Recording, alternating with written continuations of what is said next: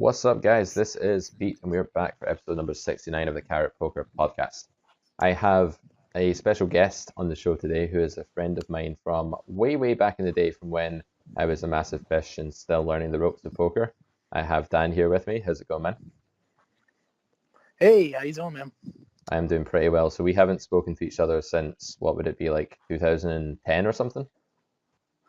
Yeah, probably not on a regular basis. Yeah, back when IRC was the thing instead of Skype and Discord and all that. Back in the good old days, flopturnriver.com, the forum where we learned the trade, right? Yes, sir. Yeah, the advantages of being on a smaller forum. You get to know the other people from the beginner circle. They're all hanging out on the same chat together, and 10 years later, here we are. I've actually talked a lot about those days on the podcast because honestly, like without sounding corny, it meant so much to me back then when I was just starting just to have that network of people. And what we're talking about is something that just doesn't exist today, right? Yeah, it definitely works differently for me now. Kind of atomized more a bit towards Skype groups and things like that. Yeah. And certainly with everything being consolidated through pretty much 2P2, or even, in the greater internet world, things going towards more Reddit and things like that. I think those kind of small forums are probably in the past. Yeah, it's a shame because it was back in those days. I remember that you would post a hand, right, and then you would have like one of the best players in the world just randomly who was part of this community, just there like helping you and giving you advice. We had some really good players for the time, like in 2009, 2010, and guys like me and you and a few others were just like getting free help like whenever we wanted it. It was crazy. Yeah, I know. I don't know about name dropping or anything like that, but there's still some people that say that I'm Skype friends with that I have no business giving me free advice and so forth. Yeah. Who are still to this day better than I am, and playing higher stakes and etc. That's cool. Yeah, it's pretty sweet. I remember like Sauce123, who's one of the obviously better known kind of run at once coaches and high stakes players of the last decade, being on that forum, and he would drop in and just be like, "Yeah, don't bet the turn there, it's terrible." And we'd be like, "Oh, why?" And he'd be like, "Because of this." And you had to ask, you had to dig out information from people. And sometimes they called you like a fucking idiot or something like that. But it was always worth it. We made a lot of progress. I felt like the little bunch of us on that forum like really quickly. And we got to a level where we were outplaying, I think, a lot of the regs in our games because of that community. So it was a good time for sure. Yeah, I remember one time Sauce dropped in, and he just dropped one knowledge bomb that now in retrospect, 8 years or whatever later, seems so silly and obvious. But I had never before understood why, for example, the PFR, let's say the button opens and the big blind calls, or that's a bad example. Let's say hijack opens and button calls, and why the preflop raiser would have initiative when the button has a tighter, better range and so forth. And he just said, Queens plus is a big deal, and that the game kind of revolves around that. It's like, oh, I never had any idea. I just been saying initiative for 2 straight years and really never knowing what the hell it meant from any theoretical basis. Yeah, I hate that word. I mean, that's a word that when my students tell me, I bet here because I have the initiative, it's like, well, I just asked you why you would c-bet, so I just asked you exclusively about spots where you have the initiative. So it's kind of weird for you to then say, I have the initiative. So I think it's one of those terms that got popularized when it was in fact completely the wrong way to put what Sauce was trying to get across, obviously, which was range advantage and, nut advantage and concentration of unique combos your opponent doesn't have and stuff like that. And for some reason, we got obsessed about who put the money in, who was the guy that last had his hand in the pot. So yeah, that's very much one of those concepts I try and beat out of my students as soon as possible. It's badly named. Yeah, well, I'm kind of straddling a few different poker worlds right now because I was a live player for a long time. And it's funny, I shit on LLSNL, the live low stakes forum, on 2+2 all the time. That just kind of, it's, one is still in 2008, back when I was still learning poker and the standard rag play and all of that, and still using terms that are so dated. Like that. And then in the online world where everything's solvers and so forth. So I get to see it from both sides. But but yeah, people say, oh yeah, you have to raise king 10 off instead of limping with it, because then you'll have initiative on the flop, so you can take it down sometimes when you don't hit. And it's like, do you know what initiative means? It means you're repping, offsuit aces and offsuit kings, like ace king off, for example. So all you're doing is repping a shittier version of what you have. So it's not going to do you any good. You're going to hit a king. You're going to over rep your hand, or you're going to hit a 8-7-6 monotone flop, and it's going to miss your hand just as bad as it misses the other part of your range. So. Yeah, I think we've kind of now made certain words, we've changed the meaning of them, because initiative clearly doesn't in English language mean we can have things that he can, or like we can rep things, or we have range advantage. It clearly means we were the person that last put chips into the pot, but we've had to like adapt that to allow the word for some reason to still exist, but have some kind of sense. So it's kind of weird how we change words, English words, just to make them fit with like misconceptions that we had about them in poker. It's kind of odd. But before we get into a huge digression on the philosophy of poker words, which we could all day, let's chat a little bit about where you're at. I know that you've got a list of questions that you've prepared in your study group, and we're going to talk a little bit about, you're going to ask me some questions in a bit to catch up. And, your group obviously wants to know some more stuff about me. And I think you got in touch with me because someone in your group had said, oh, Clark is saying to do X and Y. And you were like, wait, that name kind of rings a bell. And then you kind of put two and two together and realized it was like your old buddy from the FDR days. Yeah, that was a funny what the fuck moment for me when I think actually last time I reached out to you just on Skype or something every once in a while, just like, hey, you still playing or whatever. Mm-hmm. And you said you were working on a book. I also write, fiction, not poker guides or whatever. Yep. So we kind of bonded on that a bit. And so then 2 years later to be part of this small stakes online group, and then for them to have this this has been going on for like 3 weeks or 3 months or something. Every other week they have a different topic. It's a different chapter from this book called The Grinder's Manual. This super official, big deal, definitive guide to how to be a small stakes online poker player. They're dropping Clark this, Clark that. I'm like, wait, I better Google this Grinder's Manual. And I see your name right there. And I was like, oh man, I didn't realize I was talking to Harper Lee while she was writing To Kill a Mockingbird or something. It's funny you say when you Googled it, because when I Google it, all I get is coffee grinders. I get manuals about coffee grinders. So that was kind of a mistake in naming the book. I should have done my market research better.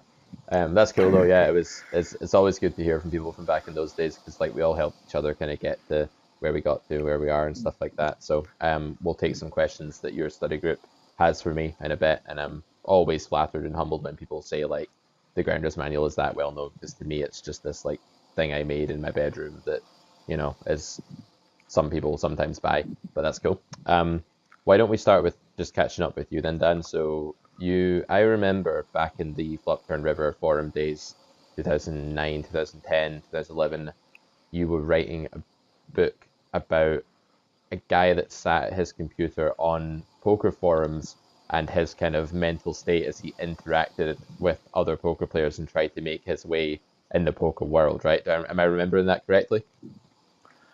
A little differently, but it's funny because you're a little closer to kind of how I've been adapting it lately. Right.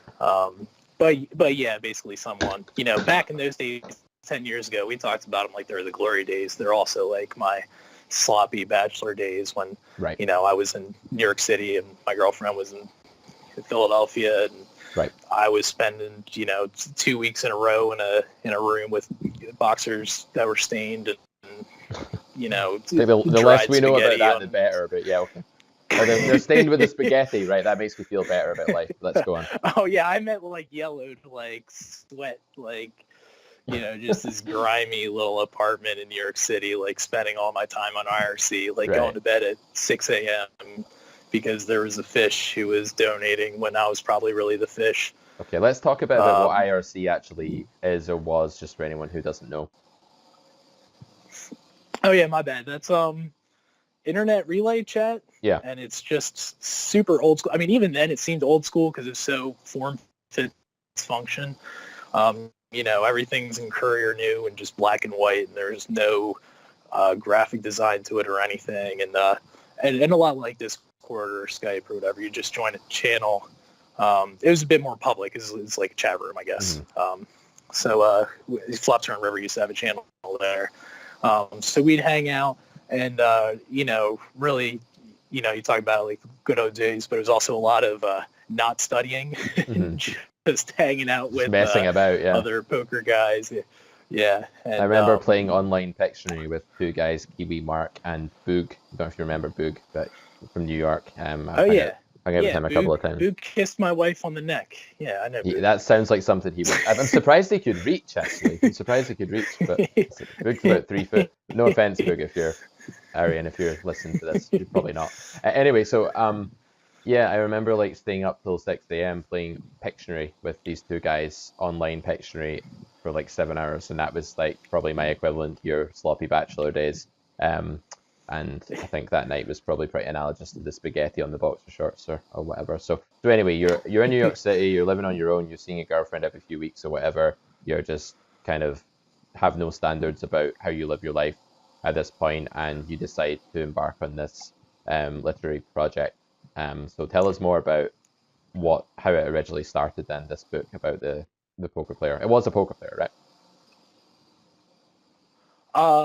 Yes, the original idea was that he was a poker player, but that was a minor part of the story. Right. But anywho, essentially, I was in New York because I was getting my fine arts degree for writing. So my I forget what the fucking thing's called now. Not portfolio.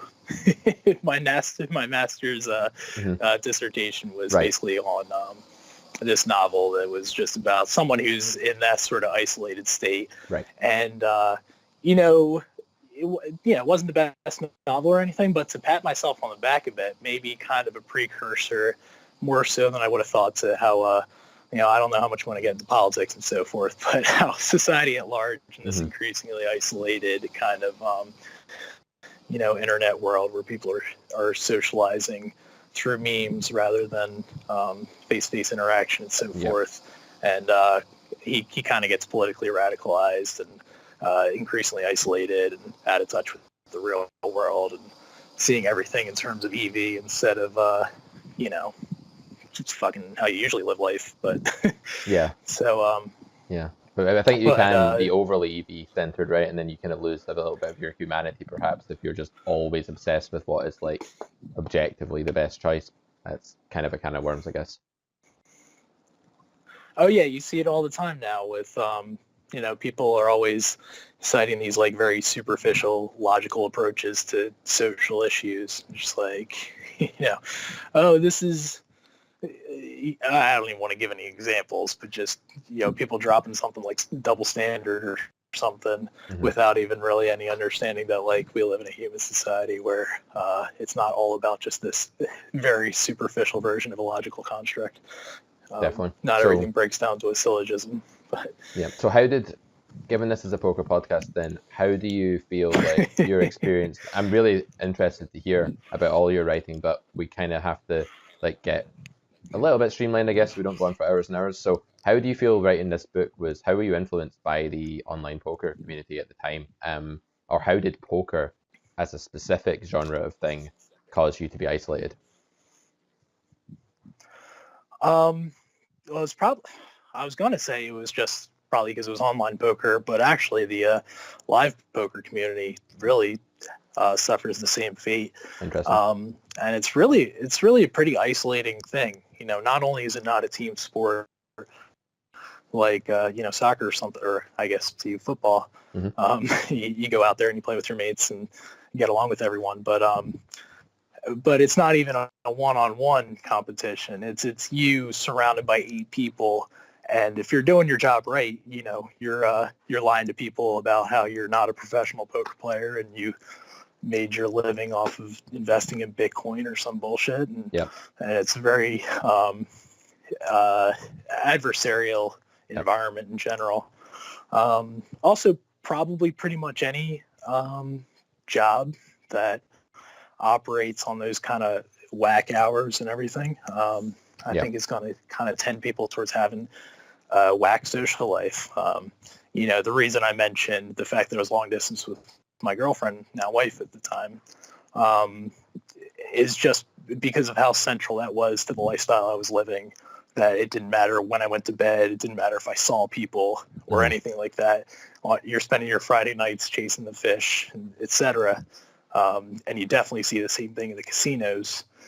And most of those people, aren't looking for steady relationships and so forth. I'm not just talking about, whatever, girlfriends or whatever, but even just Friends, steady, normal friends, Sure. etc. Yeah. So I guess what we can say is then that poker is the kind of thing that does consume you, and you do end up diving into it head first, and that probably does pose more of a danger to your mental health than a lot of more regular, balanced professions where you're out in the world interacting with people, seeing different environments, sleeping at a regular time, and things like that. Would you say that it's harder to maintain good mental health in poker than it is in most other jobs? Yeah, I don't think it's super hard. I just think that the dangers are there. Yep. And it's why you see it as a recurring theme. You can hear plenty of stories of people who were 22 going to grad school and weren't getting out a whole lot and so forth. So I don't want to overstate how much poker had to do with that. Sure. But it was certainly an enabling thing to have an excuse to stay in on Friday and Saturday nights instead of going to the poetry reading or whatever. Yeah, the poetry reading is like the complete opposite of what I would have been doing on my Friday and Saturday nights had I not been playing poker, but each to their own, I guess. In fact, poker probably helped me not just go to the pub every single Friday or Saturday night. Anyways, so yeah, it's an interesting thing. I mean, we could go on all day about that as well. Like the dangers are there, and I do think that a lot of students, not that they've got, I see tilt as two things. I see it as either a misfire of something that's a healthy real life instinct that we're supposed to have, or I see it as an imbalance, which is like an unhealthy real life instinct that spills over into poker. And if I see students with just misfires, for example, getting really upset when they lose a hand that they thought they were going to win, that's just resource preservation and the kind of adrenaline of being surprised and losing stuff, and that's fine. But when I see a student who's sort of like always, their mood and their poker are completely interlocked in the, all of their problems in real life are poker problems and vice versa, that's when, I might say to someone, listen, you've probably got a few things you need to sort out before we can make any progress with coaching, so why don't we put this on hold until you've done that, or something like that. So I think it's good to be particular about those two types of tilt. Yeah, I mean, we got this far into the conversation, we didn't even mention, gambling addiction and things like that.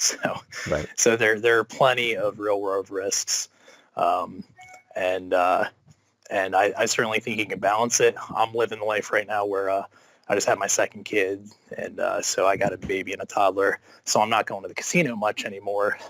But I got to find other ways to work it into my life. Yep. Cool. So where are you with poker these days then?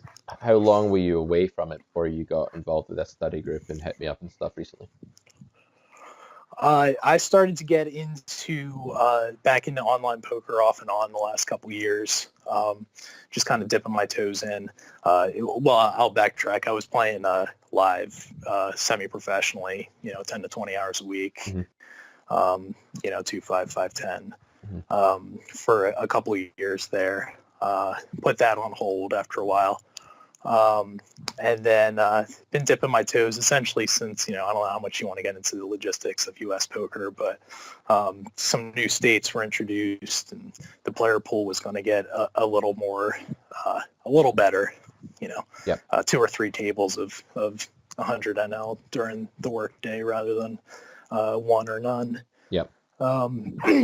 So, I was dipping my toes in and usually pretty much losing because the game is, even though it's a soft site, it's still a much tougher game than live, where live, you just play anywhere near decently and you're filling trash bags full of money and walking out the casino door like Santa Claus. So, right. So where I am now is, getting serious about studying the actual online aspect of it, hence the study group, etc. In terms of long-term goals and so forth, I'm at 50-100 NL right now on a site with no rake back, with probably pretty bad rake and no promotions and a small player pool. So I don't know if it's a long-term solution. I don't imagine me going to the casino 20 hours a week anytime in the near future, but it's good to be back in the game and studying, and I feel like I'm ready to crush some people. Nice. And 10 years now, and every day I've got tables full of people trying to separate me from my bankroll, and I just keep hitting flops and fading outs and repping rivers, and here I am. So. Nice. I think it's like if you can survive in that environment with no rake on the horrible site, with the no rake back on the horrible site with high rake against strong players, then when it does come back fully, if that happens or you do move your family to Canada or the UK or something like that, you're probably going to be extremely well trained and, kind of like surviving for 6 months in the Arctic and then coming back home and realizing it's not actually that cold in your apartment anymore, sort of thing.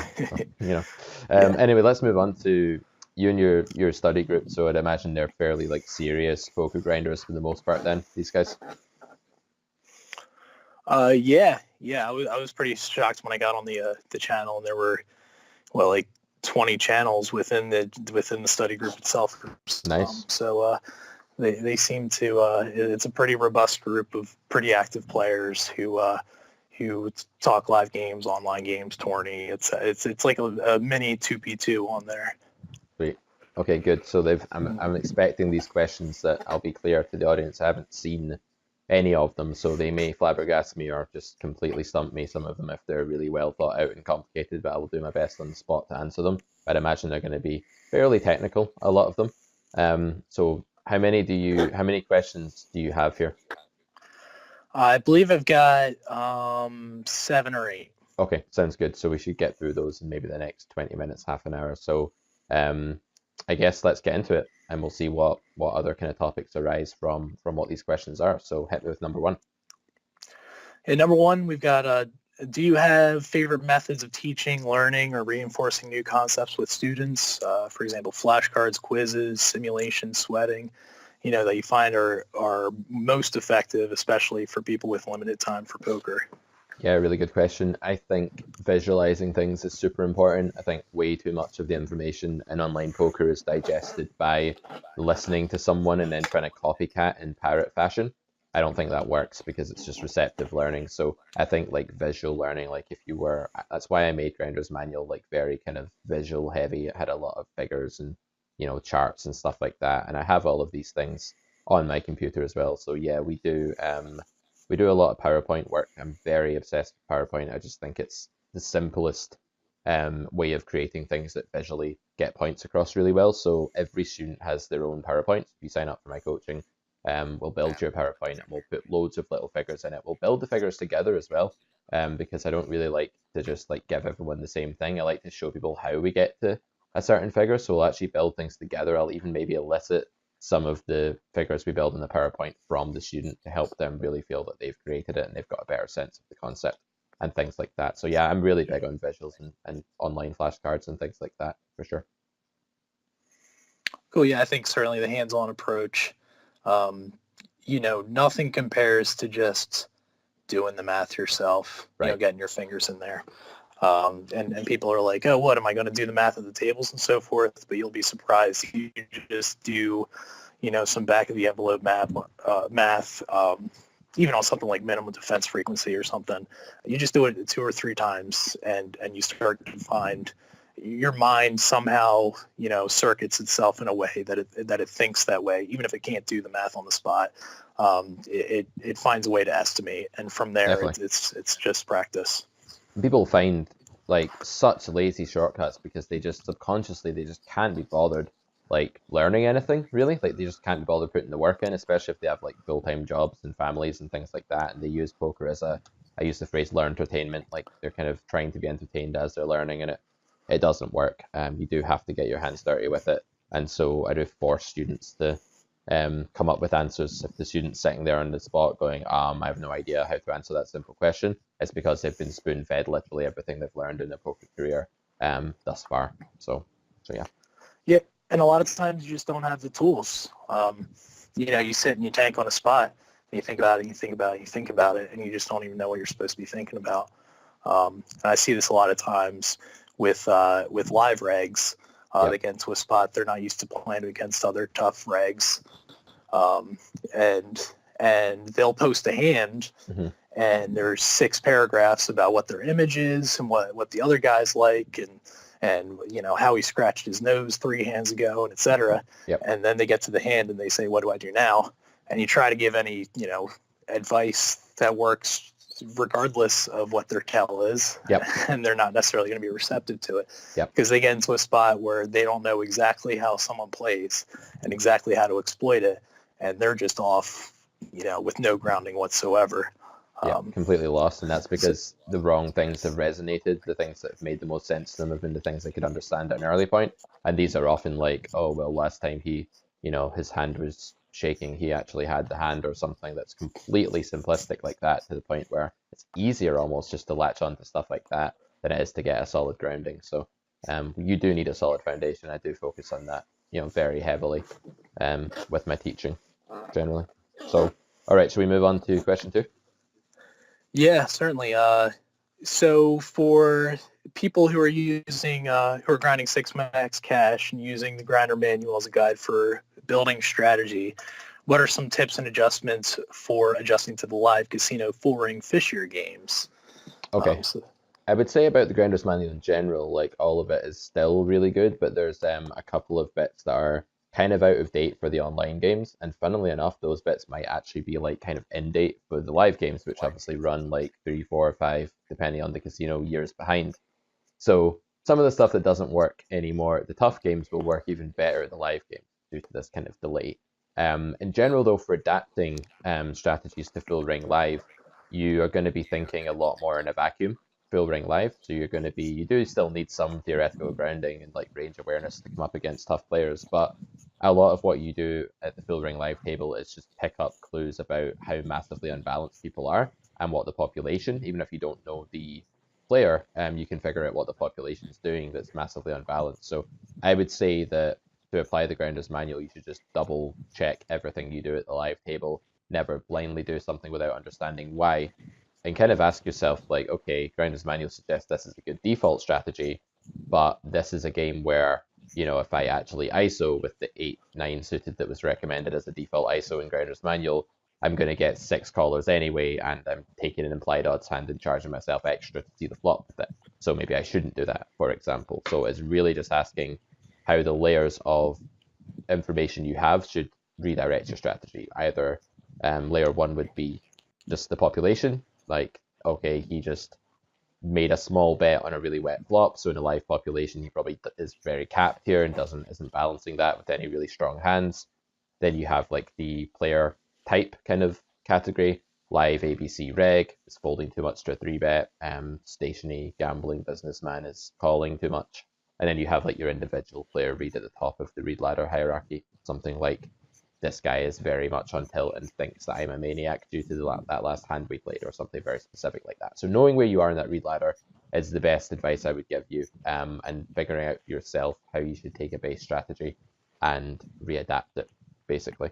The biggest thing you could do wrong, it would be too rigid and try and apply too much of the GTO side of any of my books or other books that are GTO based to live games, because you'll very quickly just be playing a very deficient strategy that, Pio wouldn't do very well if it was just put into like full ring live and had to play that many hands an hour and pay rake. So even though if he'd feed his family, we can do better than that by understanding how we gain a massive edge by deviating. So yeah.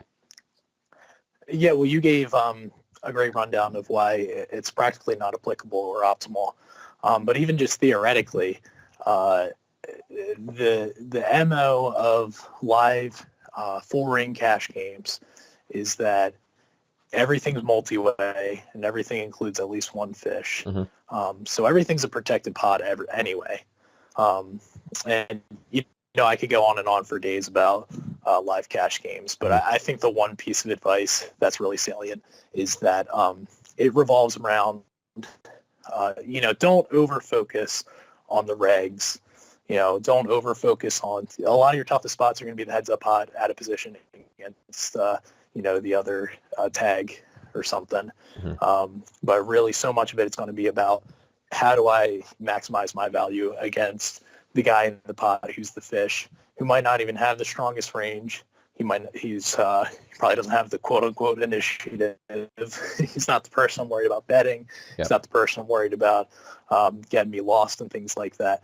And I think a really common example is let's say a tight, let's even say like a nit tag opens under the gun, and you're under the gun +1 at a 10-handed table, chock full of fish. You're the only two regs there, and you've got aces. Mm-hmm. By the book, you 3-bet. It's guaranteed profit. You have the nuts. So there's no way that's the wrong answer. But that early a position, you're just squeezing water out of the rock against a tight player. With really almost any 3-bet, whether it's a bluff or pure value or something more emergy. Yep. So, don't shut out the action.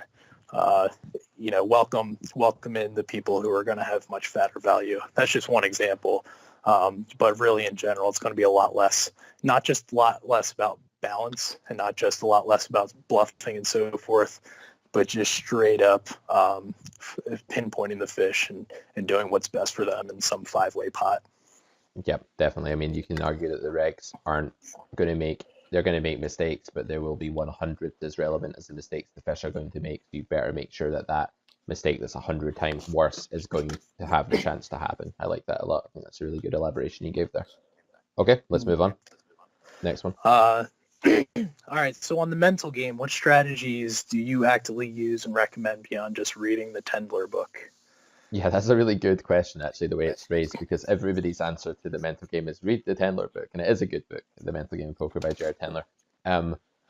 I like to teach my students a little adaptation of same kind of idea, but I've like personalized it a lot and added a few things to it for more of a poker application, I guess. And I have a process called RIP, and this process is all about recognition, interrupting, and practicing good logic. It's a 3-stage kind of process.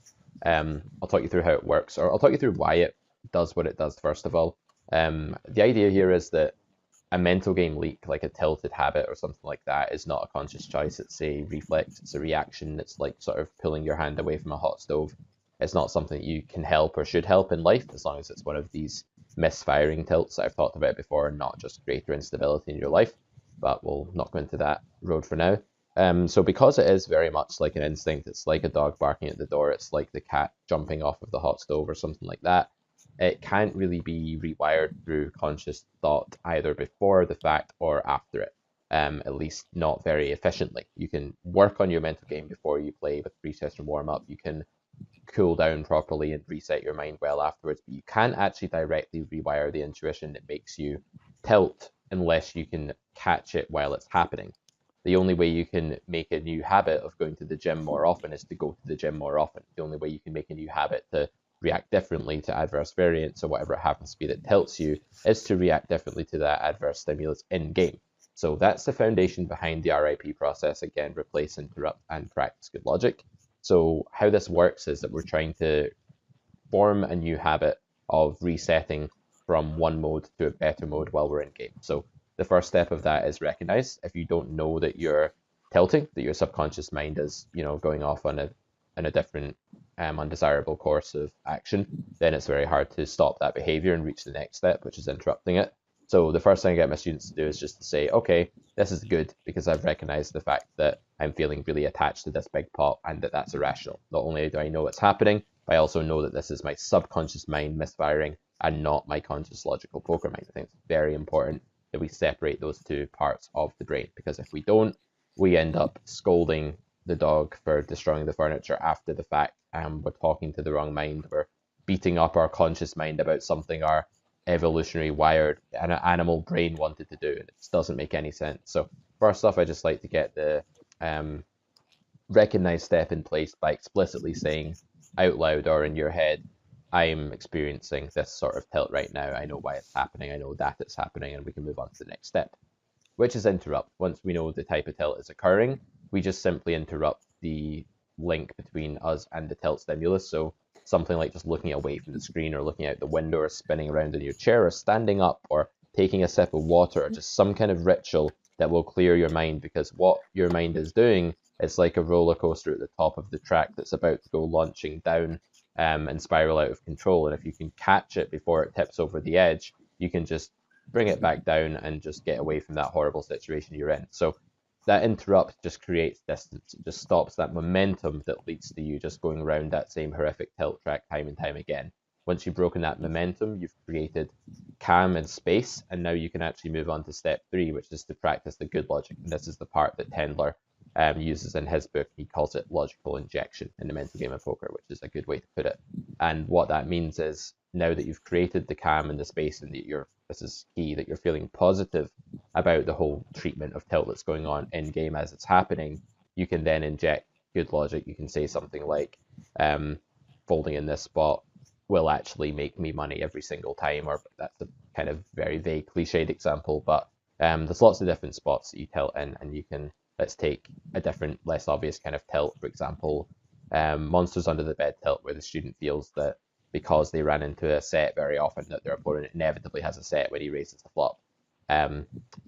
Once you've interrupted that, having recognized that it's happening, you could say some kind of affirmation there, such as combinatorically sets are a tiny part of someone's range, or just something as simple as that, that brings the conscious mind back into the fray and gets rid of that horrible circuit of tilt. So I think the interrupt part and the in-game treatment part of that is what makes it work. I think far too many coaches and poker players focus on tilt after the fact, in hindsight, or before the fact, and they're treating the wrong part of their mind, and it's not going to create a new habit that's going to help them. Yeah, I think that's a great rundown, and I think that's kind of a great solution. I think there's like short-term tilt, and then there's kind of the long grind, the mental game of just being a professional poker player, right? And confidence and self-doubt and things like that. I go into so many things, and that's what I've mostly struggled with, more so than ever raging and just shipping 7 deuce off because I just lost a bad beat or something. And my response to that is some kind of snobby, which is just kind of like study. If you know what you're doing and you know what you're doing is right, then I think that those kind of latent self-doubts, the latent frustration and questioning whether you're, bombing your own session, whether you didn't even need to be in that hand in the first place because you made a bad call pre-flop, and now you lost a buy-in and things like that, that stabilizes you so much.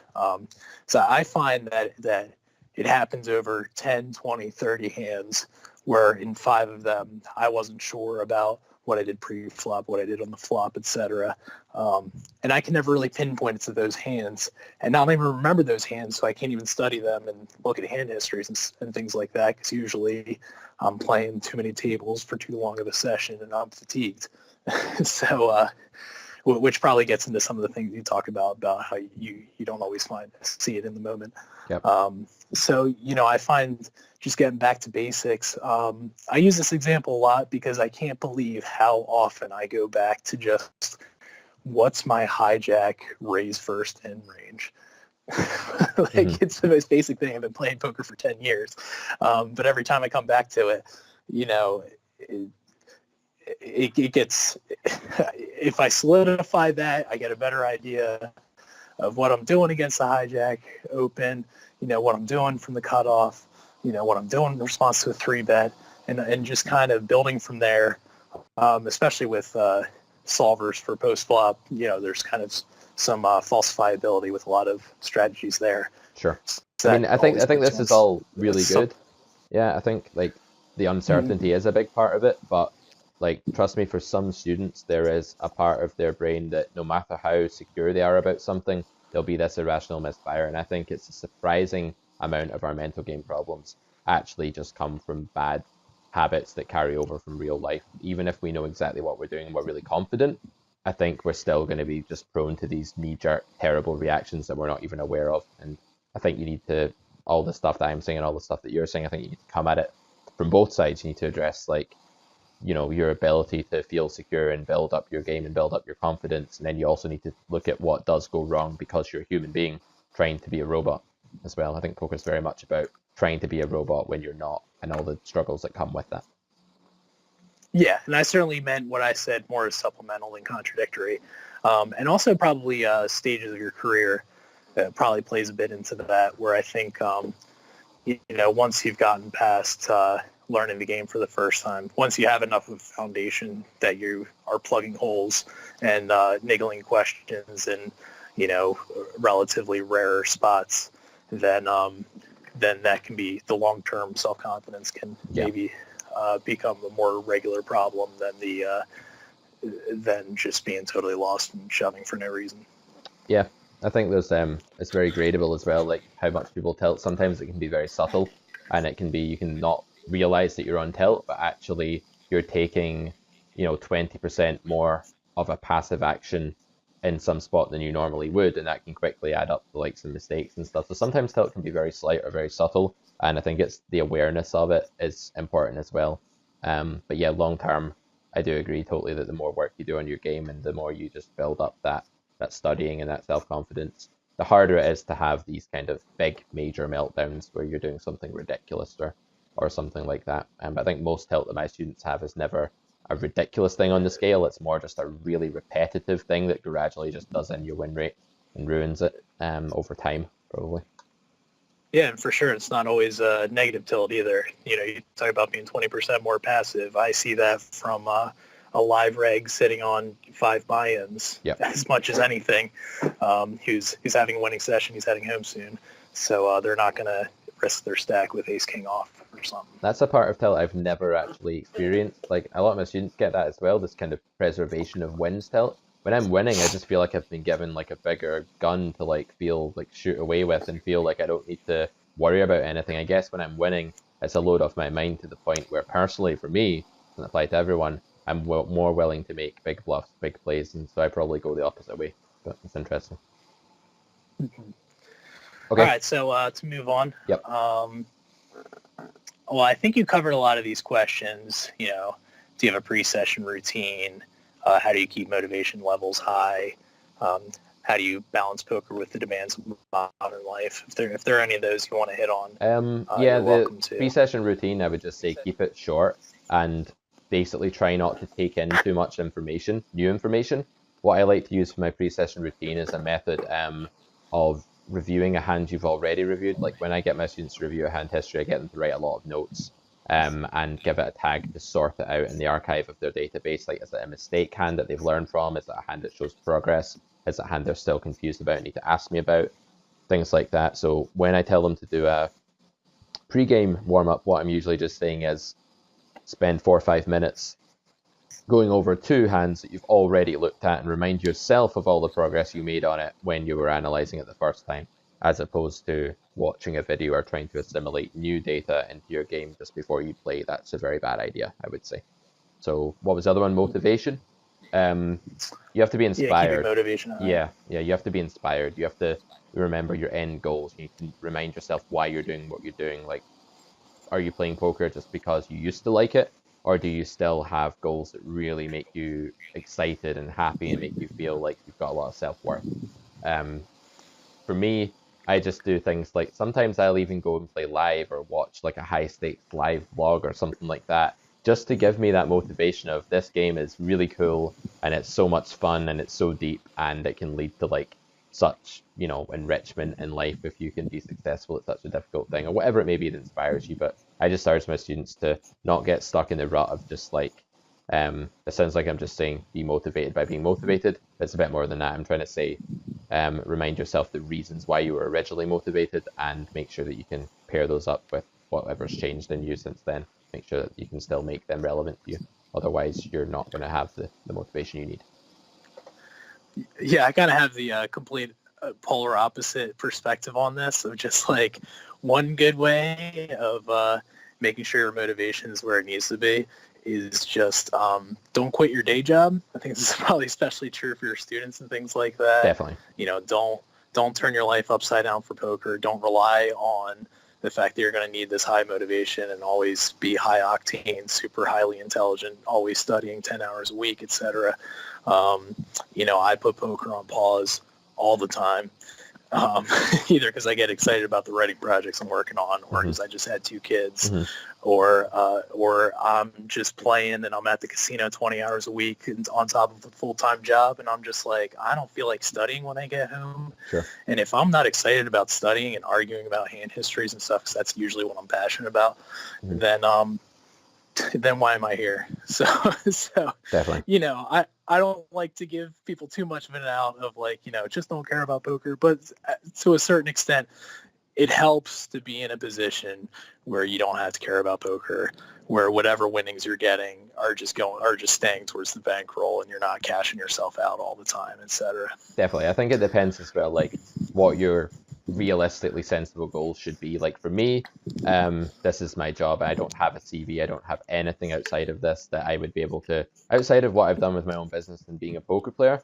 I couldn't go to an employer and be like, look what I've been doing for all of my adult life so far, So for me, I'm kind of all in, I have to make poker work for me, and I want to make poker work for me for the foreseeable future as the only thing. But for a lot of people, they're not at that point yet, or they're not, perhaps haven't had any success yet in poker, and they need that balance in their life. So I totally agree with you. I think like one of the worst things people can do is just dive into poker and be like, that's it, I'm between jobs right now, and instead of looking for another job, I'm going to spend all of my savings trying to make it as a poker player when I've got no evidence I'm going to succeed at that. It's a very slippery slope, and it might make you just hate poker and quit it for life if you dive down that slope when you're not ready. So yeah, I do agree. Yeah, it's not realistic advice for everyone, but it's just another perspective of, poker doesn't have to be your life. This is the thing, these writers that come on my show, I'm used to like mathematicians and like, data analysts coming on my show. Then a writer comes on and just blows all these new perspectives open everywhere. I like it. I'm not complaining. It's good. So the last one along those lines was, how do you balance poker with the demands of modern life? We might have touched on that.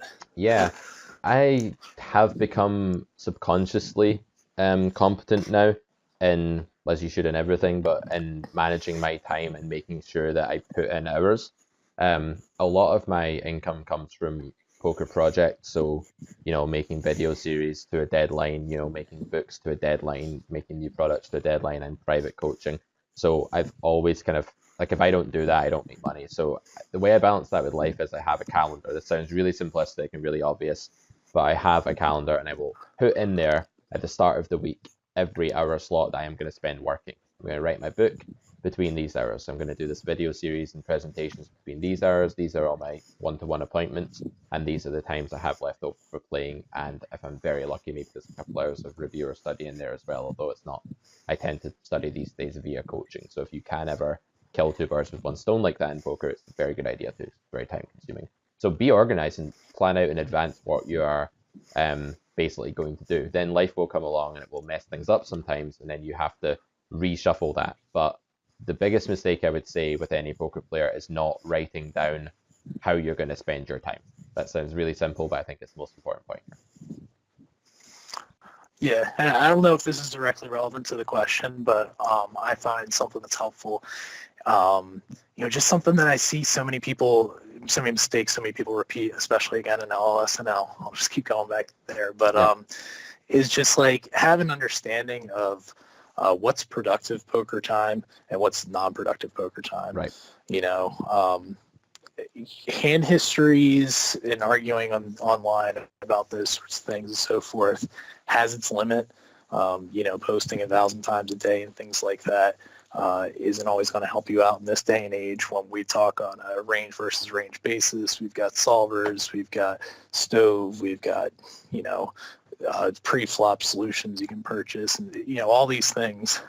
So it helps to know when not all poker time is productive, and you don't want to burn yourself out on the stuff that isn't going to be as helpful. I've started to have a rule where I only go on the forums while my solver's running. So like I plugged in a spot. Yep. I can't wait to see what the answer is, or not the answer. I can't wait to see what it spits out. but I'm going to go and basically do the poker version of dicking around for a while, and then get back to what keeps me grounded, and also a good way to stay grounded and keep your productive poker time is every once in a while when I feel like I'm getting shaky, just I'll limit myself to half-hour sessions, just four tabling and marking down hands, and then get back to it. And then I get really excited about studying these spots that I actually noticed live in session. That's what's helpful for me. That's a really cool concept, and it's one I teach very often, is the idea that if you make the stuff you're studying really directly linked to your play so that your mind thinks that they're both the same thing, it will get really passionate about it, because what you're passionate about generally as a poker player is playing, right? If poker was an abstract subject like philosophy, we wouldn't study it, right? No one really, maybe a few people, oddballs would, but very few people would sit and read up on it like, an academic scholar would read up on certain philosophy or any other abstract subject like that. So the reason that you are actually motivated in the first place and that you really want to study is that you want to play. So make them the same thing. Play for 15 minutes, review one hand, come back into the pool, sit out again. Zoom is great for this. I think that's a great point. Just like splitting up. Don't have 2-hour block of study and a 2-hour block of play. Intermix them, because that's why you're wanting to study anyway, is so that you can play. Mm-hmm. So speaking of Zoom, I've got one last question. It's actually several questions. I think it's basically just, how much importance should we be putting on joining Zoom? Is the increased volume worth slightly officials? Just kind of that general. Your thoughts on Zoom? Okay, sorry, I think you were breaking up slightly there. Could you just reiterate that question again?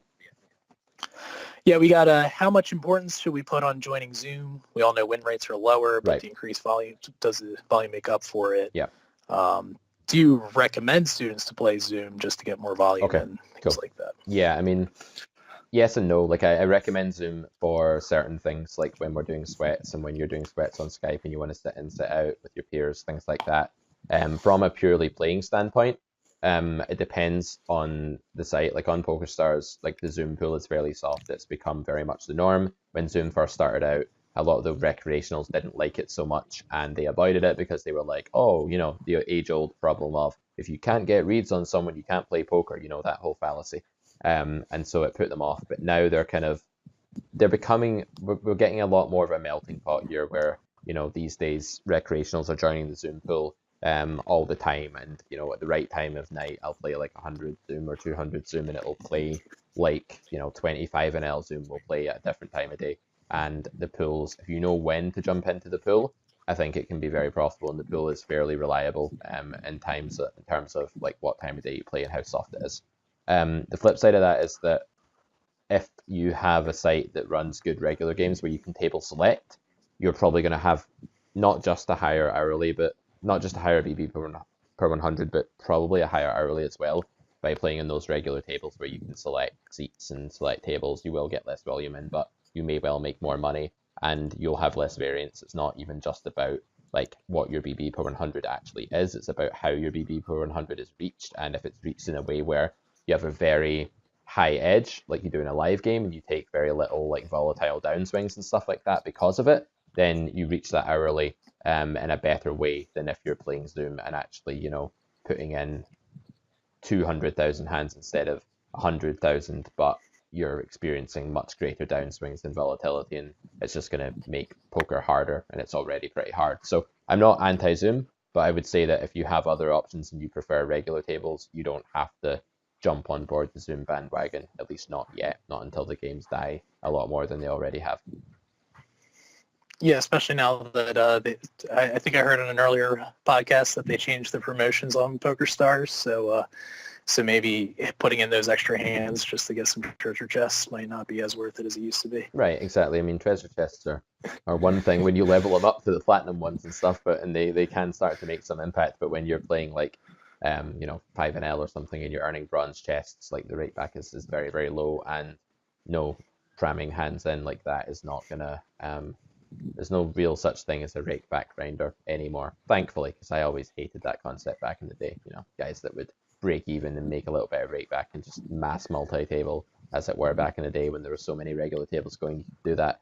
I think Zoom's a great thing for the game. I think it forces people to learn a little bit of GTO. It forces them to learn the actual fabric of poker rather than just relying on exploits left, right, and center. But I also think that if you're playing in Zoom pools at times of the day when it's just full of regs, you're not game selecting very well. So you have to be careful with Zoom. Have a look at the pool before you jump in. You can see how many entries people have. You can see, are they playing 1, 2, 3, or 4 tables? If there's a lot of ones in there, there's a lot of fish in there. If there's a lot of 3s and 4s, then it's not a good time of day to jump into the Zoom. Also, tag players. Sounds obvious, but give them color coding so you can see when the regs are on and things like that. I don't like to see game choices being either choose Zoom or choose regular tables. I like to see it all as fluid, and maybe one day the right choice might be the Zoom pool, and another day it might be a regular table with table selection, and part of your job as a poker professional is to make that informed decision about what to play. Great. Well, that's what my study group's got. Awesome. That was really fun, Dan. It was great having you on. I'd love to get you back on the show and see how your poker rebirth is going in, I don't know, the next 6 months, 6 to 12 months or something. It's good insightful conversation. So I want to just quickly talk about my product, Pio versus Population, before we wrap up. I don't know if you've seen it, but I made the podcast episode about it last time. And my idea with that was just to bring GTO into the hands of the average player and get them to understand what the main takeaways are when you run a solver and how to use that to exploit the pool, rather than, I think you said something really interesting earlier, which was that Pio doesn't give you the answer. You kind of laughed at yourself as you said, I waited for the answer, and you corrected yourself to the output, what it's going to spit out, I think were your words. And that's what I'm trying to do with this magazine. It's e-magazine, and it's available on my website, carrotcorner.com. And the idea is to look at the output of Pio and actually extract really meaningful things that will improve your win rate from that, instead of just getting your mind blown by all the different frequencies in red and green bars. So do you have any final thoughts on how useful you think a product like that would be for your group, or any group, really? Yeah, actually, I listened to that episode, and I thought it was a really great concept. I think it's cool that you're doing different kind of book ideas than just the regular, theory and practice over and over again.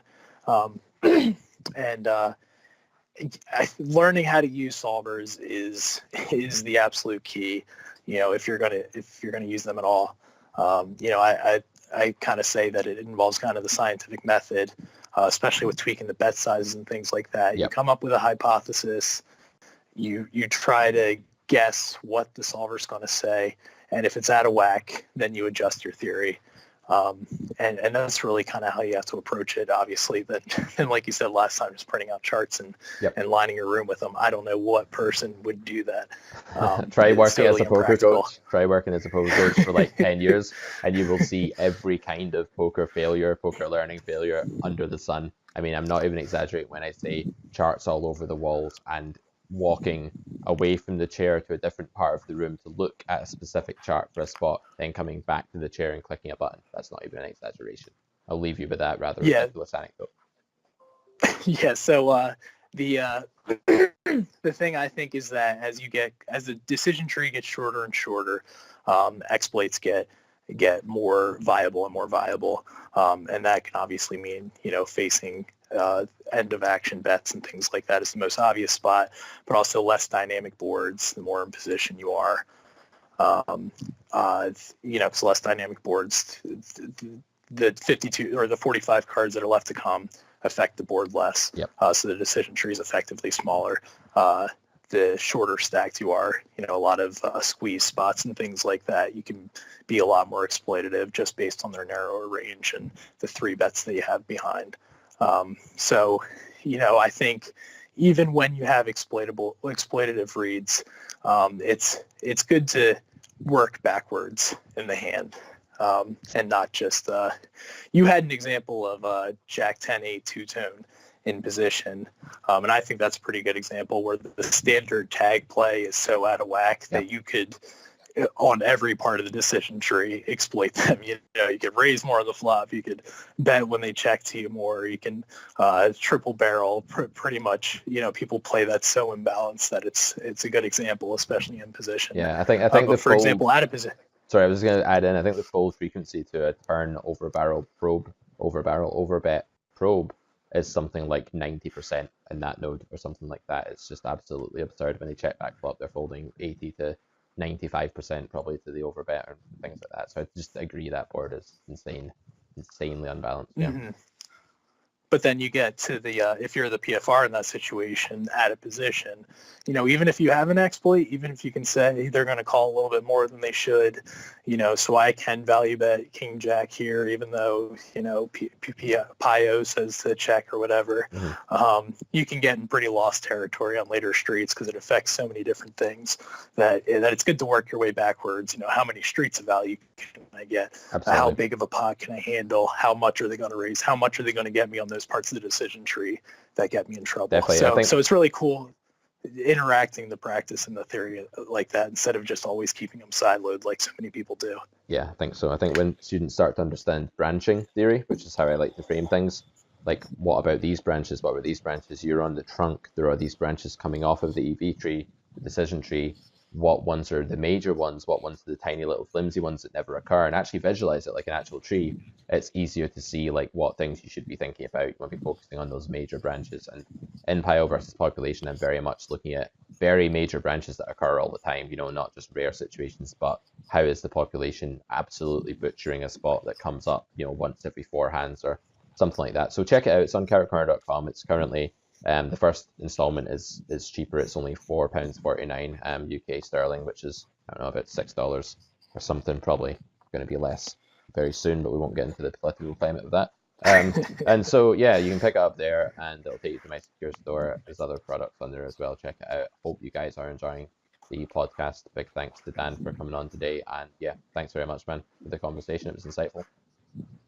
All right, DM me whenever you need another show. Will do. Okay, guys, see you in the next episode. I'll try and keep these coming out on the regular from now on. And this has been Pete Characters Clark. Good luck at the tables and see you next time.